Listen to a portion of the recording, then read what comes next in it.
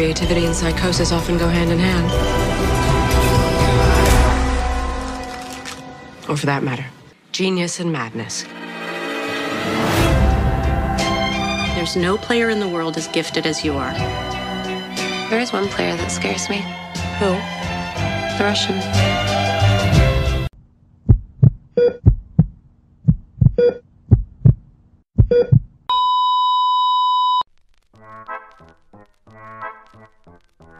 Hey, selamat bergabung kembali di channel BB69. Sobat BB69, pada episode kali ini sudah bergabung nih dengan saya, sobat saya, yakni admin dari Watching Movie Channel. Halo Mas, apa kabar nih? Halo, apa kabar Mas BB? Gimana, sibuk apa aja nih? Baik, Mas. Kemarin sempat rehat sebentar sih, ada urusan keluarga sih Mas. Oke. Tapi Tapi semuanya udah lagi santai. lebih clear lah, lebih santai. Lebih santai ya. Oke, nah ini pada kesempatan kali ini nih kita akan membahas nih sebuah mini seri yang lagi viral nih, yang disutradarai oleh Scott Frank dan dibintangin oleh Anya Taylor-Joy, Isla Johnston, Billy Cramp, Harry Melling, Jacob Fortune-Light, dan Thomas Brody Sangster. Serial ini sendiri merupakan adaptasi dari novel karya Walter Travis yang ternyata ini udah beredar dari tahun 1983. Nah, judulnya apa, Mas? Judulnya The Queen's Gambit. Udah nonton ya? Keren ya? Ini gue waktu 3 hari pertama kemunculannya, soalnya gue udah nonton 4 episode Mas. Gue nonton 4 episode, ini cuma karena gue lagi ada suatu masalah mau diselesaikan dulu, jadi gue belum nonton baru, jadi sampai 4 episode aja. Tapi gue udah sempat ambil kesimpulan sih Mas, itu waktu di podcast gue ya, di YouTube ya. Ini sampai dengan 4 episode nih, 10 dari 10 Mas. 10 dari 10. Iya emang sih keren sih nih, emang keren sih. Nah, keren ya. Kan Mas bilang kan 10 dari 10 nih. Apa sebenarnya yang Mas Watching rasakan nih saat nonton film ini sampai memberikan nilai 10/10? Kayaknya nuansa film ini kayaknya benar-benar dibuat benar-benar emang limited edition ya menurut gue ya. Gimana tuh dibuatnya benar-benar tuh kayaknya gue nggak mendapatkan sebuah film seri ini seperti film ini, kayak semua tuh diperhitungkan dari sisi sinematografinya, dari sisi kostumnya, dari sisi acting pemainnya tuh bagus banget tuh gue, dan ini original banget Mas. Kayak film seperti ini, cerita film seperti ini kayaknya jarang-jarang gitu gue dapetin, apalagi ditunjang sama actingnya nih Mas. Actingnya si Anya Taylor-Joy, wah gitu sih grande banget Mas. Superior banget. Nggak nyangka ya dia. Iya, gila actingnya sih kuat banget di sini, karakternya kuat loh. Terus ekspresi dia tuh, matanya, terus dia punya adu mental dengan ekspresi wajahnya tuh keren banget ya menurut gue ya. Betul. Nah Mas ini juga saya habis ya. Udah nonton sampai habis. Nah ini juga yang menurut saya pribadi nih yang bagus daripada film ini adalah film ini nih begitu padat dan to the point. Nah, di mana dia ini tidak memberikan hal-hal yang nggak perlu. Oke, dia memang ada percikan-percikan kisah cintanya nih, juga percikan-percikan dramanya yang melo lah. Tapi ternyata itu tidak berlarut-larut, seperti maksud saya. Di mana kalau di saat-saat dia jatuh cinta atau putus cinta atau mengalami suatu kisah drama, itu nggak perlu atau tidak terlalu dalam sampai harus memakan berapa episode sedih-sedihan. Ternyata enggak nih, tapi dia ini pokoknya to the point dan padat. Dia ada masanya untuk gembira, ada masanya untuk sedih, ya selanjutnya itu dia bangkit. Nah seperti itu nih. Betul. Terus selain itu juga saya setuju nih, ini sinematografinya ini, waduh ampun deh nih untuk sebuah serial ini. Ampun DJ. Ini gila ini, maksudnya dalam arti juga tata kameranya segala macam. Terus abis itu belum lagi musiknya juga nggak main-main tuh. Dalam arti untuk mengiringi daripada seluruh episode dari film ini benar-benar nggak main-main. Terus semua diperhitungkan banget. Betul. Tadi itu ngomong wardrobe. Wardrobe-nya itu juga itu bukan hanya satu dua scene aja dalam arti, atau bukan hanya satu pakaian habis itu aja, tapi ternyata itu backgroundnya untuk karakter pendukungnya semuanya itu didukung, untuk dari topi, tata rambut, terus habis itu dari pakaian, supermarket, dari supermarket, toko busana dari yang harganya murah sampai yang harganya jelek. Dalam arti itu kalau dilihatin tuh harga yang diskon itu ternyata itu bajunya itu kayak agak kelainan tuh. Kalau gue lihat sih nggak tahu tuh kayaknya panjang sebelah deh. Mungkin gara-gara itu dari diskon kali itu yang kegedean tuh. Ya kan? Yang di atas itu kan ibaratnya barang-barang diskon itu yang kesana kan. Betul. Mungkin itu barang-barang yang tanda kutip yang cacat produksi kali itu ya. Sinematografinya kemarin gue sempat lihat tuh siapa ya itu orang terkenal juga tuh Mas, sinematografer itu.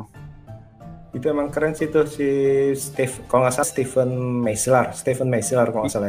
Iya, dia garap sinematografer film apa beberapa tuh.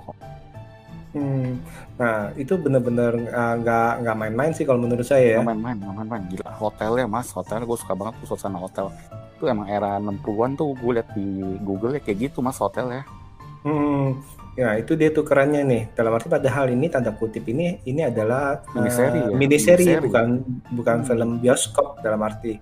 Kan biasanya kan orang-orang kan mikirnya film bioskop yang harus keren, harus di spesifiknya itu benar-benar diperhatikan. Namun ternyata ini miniseri ini nih benar-benar wow menurut gue sih ya. Dan gue yakin nih harusnya ini nanti dia akan mendapat setidaknya itu nominasi untuk mungkin Emmy Award kali ya. Kalau mungkin yang atau nominasi dari award lain ya seharusnya sih. Seperti itu kata sih. Beberapa temen gue yang mendekati film seri di Netflix, film apa juga The Crown ya. The Crown ya, ini juga baru mau keluar seasonnya berikutnya. Iya, katanya tata sinematografer juga katanya tuh grande juga katanya The Crown, jadi penasaran katanya. Ini kalau The Crown sendiri gue belum cobain sih, tapi kalau dilihat dari review-reviewnya emang keren sih, dan ini untuk season berikutnya juga udah dilirik oleh kritikus ini katanya bagus sekali nih untuk The Crown. Nah, selain itu juga yang gue suka daripada film ini juga kayak desain settingnya, yang tadi lu bilang itu hotelnya itu ya, terus mobil-mobilnya, terus rumahnya, terus habis itu di mana dia di sekolah yatim piatunya, panti asuhannya segala macam ya, itu benar-benar keren sih. Nah, keren. Terus habis itu juga film ini tadi itu selain dari ceritanya kuat, sinematografinya, yang pasti para pemainnya menurut gue ini yang gilanya ini. Para pemainnya itu tidak ada yang kurang, gitu ya. Nggak ada yang miss. Semua tuh. Nggak ada yang miss, tuh gila. Kuat, iya. Bayangin aja untuk dari yang si Beth waktu kecil aja, si Isla Johnston kalau nggak salah. Nah ya si Isla Johnston itu dia itu bermain sebagai Beth kecil itu bener-bener wow. Itu bener-bener nggak bisa diiniin, dalam arti nggak bisa di compare. Iya, gue nggak tahu nih.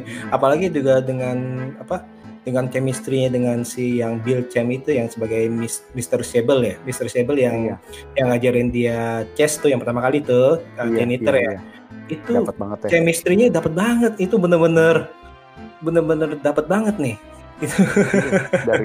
Dari emaknya juga cocok banget, emak asuhnya ya, mothernya, betul, mothernya itu pas banget, muka pas banget itu.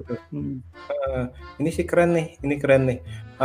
Tapi yang paling bintangnya sih Mas, paling bintangnya sih si Anyanya sih gitu, keren banget, gila di sana. Oh iya, karena tatapan matanya itu loh, cocok banget nih, gila di sini.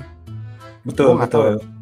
Bayangin deh kalau kita ngomongin bandanya lagi, coba kalau pemain lain dengan acting sekuat sedingin dia, cocok banget lagi one on one gitu. Betul. Banget ya, terlihat acuh tak acuh. Terlihat kayak orang ini ya, sekilas kayak orang ini juga ya, kayak orang autis ya, kurang ekspresif ya. Mungkin karena dalam arti kan dia kan nurunin emaknya jenius ya. Emaknya kan juga jenius, tapi kan yang tadi itu kan sempat dibilang kan ada misalnya perbedaan tipis antara jenius dengan autis, orang gila. Nah, maksudnya seperti itu tuh. Nah, Jadi itu kan yang dibilang itu batas tipisnya itu harus tipis, harus diwaspadai. Kalau kita lihat beberapa film dari orang-orang jenius juga ternyata itu memang ada kecenderungan psikotik ya dan kelainan seperti itu. Nah ini justru digambarkan dengan baik oleh si Anya Taylor ya, karena dia itu dari gerak tubuhnya, dari tatapan matanya, di mana di dilema, di mana dia cara jalan, cara dia mikir, terus cara dia jaga jarak sama orang, dia nggak mau terlalu deket ya. Cara dia bersosialisasi, betul. Dari orang kelihatannya miskin tapi dia bisa adaptasi jadi orang yang kuat ya. Betul. Nah ini perkembangan karakternya juga gue suka nih. Dalam arti perkembangan karakternya dari dia tanda kutip polos, dalam arti polos, terus akhirnya itu dia strong menjadi kuat. Iya betul. Mas Bebe malah sempat nggak percaya ya, sempat bahasanya sempat kayak memandang sebelah mata waktu aku rekomendasikannya sekilas ya. Sebenarnya sih bukan memandang sebelah mata sih ya, tapi karena kalau saya ini pribadi ini harus ada mood dulu nih. Oke. Ada mood dulu nih untuk memulai nih dalam arti. Dan kalau pas waktu ekspektasi kita kayak lebih ya. Kita bayangin trailernya kayak sekilas kayak film apa gitu biasa aja. Pas kita nonton ternyata ekspektasi kita di luar dugaan ya. Sebenarnya gue ini berekspektasi cukup tinggi nih sewaktu menonton trailernya ya. Iya. Waktu menonton trailer nih, gue berekspektasi tinggi, bahkan di Netflix itu gue pencet notifikasi nih, istilahnya ya. Kalau pas keluar itu gue pencet notifikasi. Jadi gue ini udah tahu nih, gue menantikan film ini, cuman gue nunggu momen tepat nih. Ternyata pas gue nonton itu di atas ekspektasi gue nih. Gue berharap sebenarnya itu ya paling-paling oke lah, ini film bagus, paling-paling ya 7/10 lah waktu gue nonton trailernya lah. Sekarang 9/10. 9/10. Kalau 10 enggak lah, belum. Kalau 10 itu sepertinya agak jarang sih. 9/10 bagi gue nih, dan itu benar-benar di atas ekspektasi gue, dan gue menonton ini benar-benar maraton dan terhibur, dan istilahnya wow, puas satisfaction, mind blowing banget. Dalam arti mereka ini bisa menggambarkan atau menceritakan sebuah olahraga catur dengan cara yang menarik dan menegangkan. Pada dasarnya sih gue juga suka catur, tapi gue ini bukan orang yang tanda kutip tergila-gila, menggilai, dalam arti menggilai itu mempelajari loh, bukan.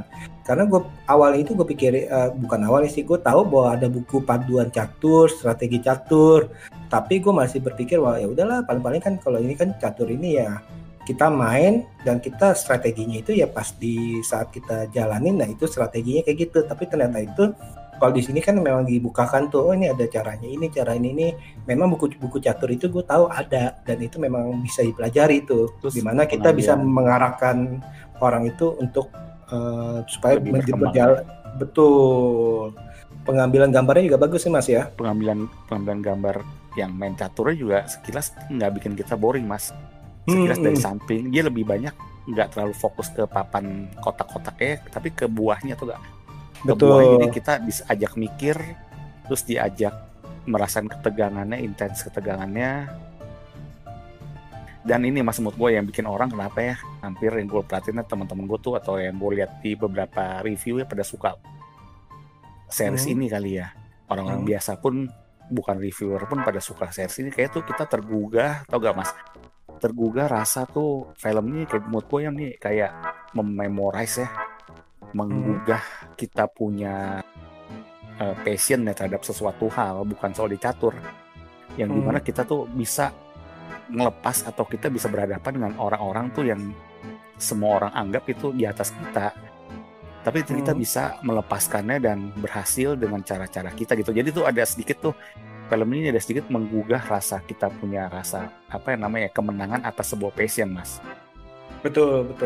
Itu bener makanya tuh orang tuh jadi suka karena merasa tuh apa yang dialami si Beth Harmon ini ya, gue sampai 4 episode ini ya, kayak tuh menggugah rasa atau mengingat dia punya perjuangan dalam satu periode kehidupan itu yang dia tuh bisa melewatinya gitu, sesuatu hal yang dianggap sulit tapi dia bisa melewatinya gitu loh.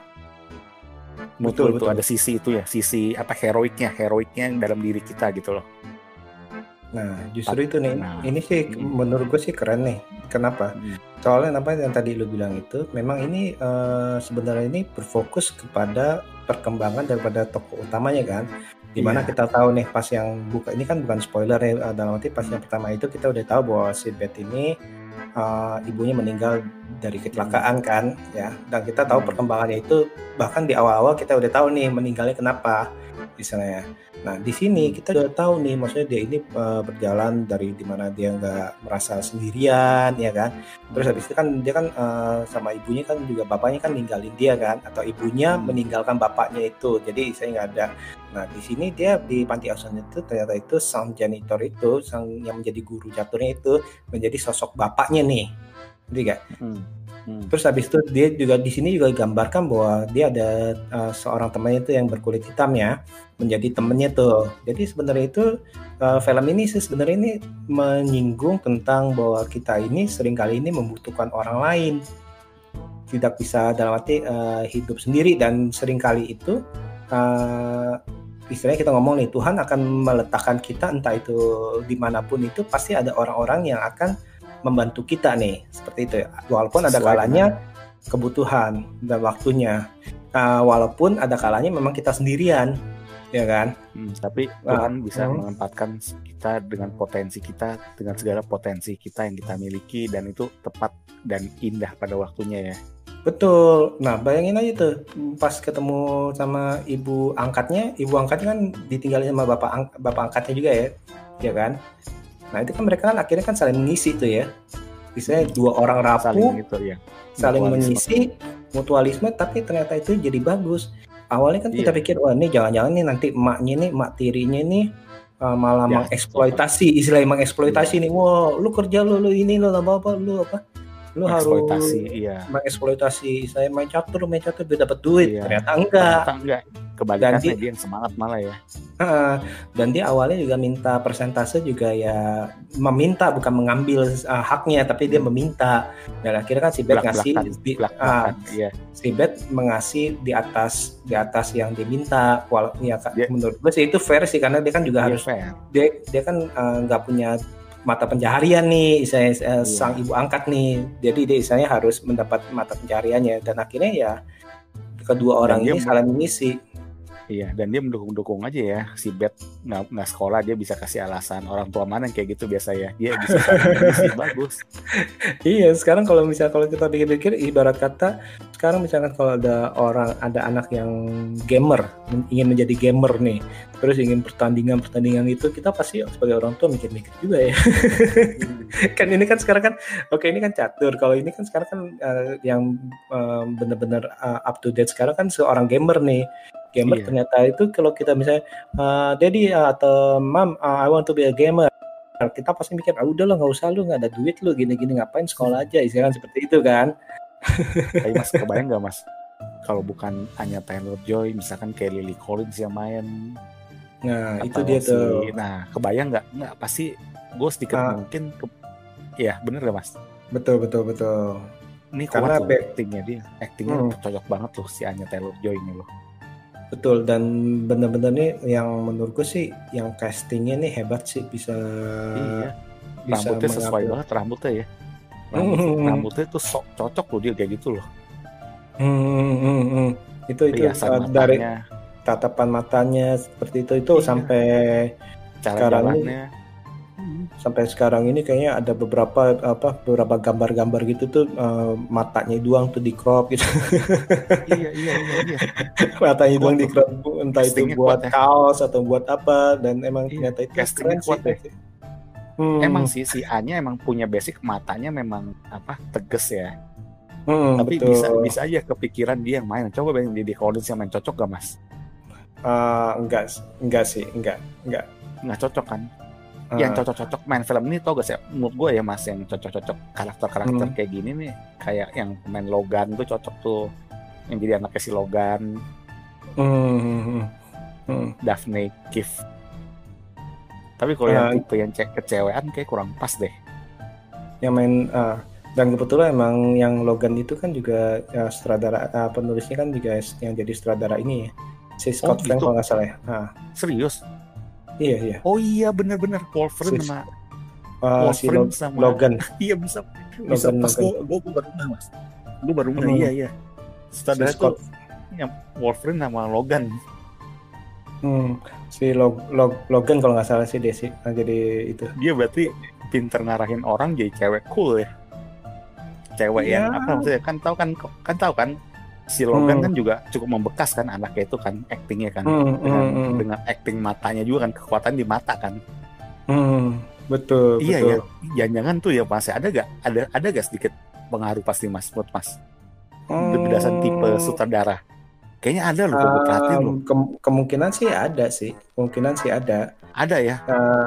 Baru ngeh loh. Gue tadi nggak spontan lo bilang ini yang cocok mungkin pemain Logan nih. Gue keinget tiba-tiba si Daphne Keane yang main film His Dark Materials ya. Iya, justru ada ya mas, ada ya kayak kesamaan ya. Pasti sih kan karena kan mungkin ada kayak misalnya Tim Burton suka si Johnny Depp, dia demen sama kayak gitu. Bonham Carter, betul. Iya.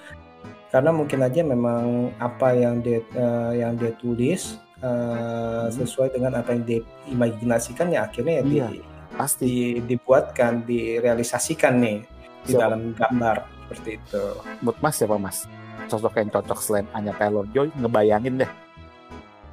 Kalau dulu ya, kalau dalam arti kalau yang masih muda itu zaman dulunya itu sih Angelina Jolie sih.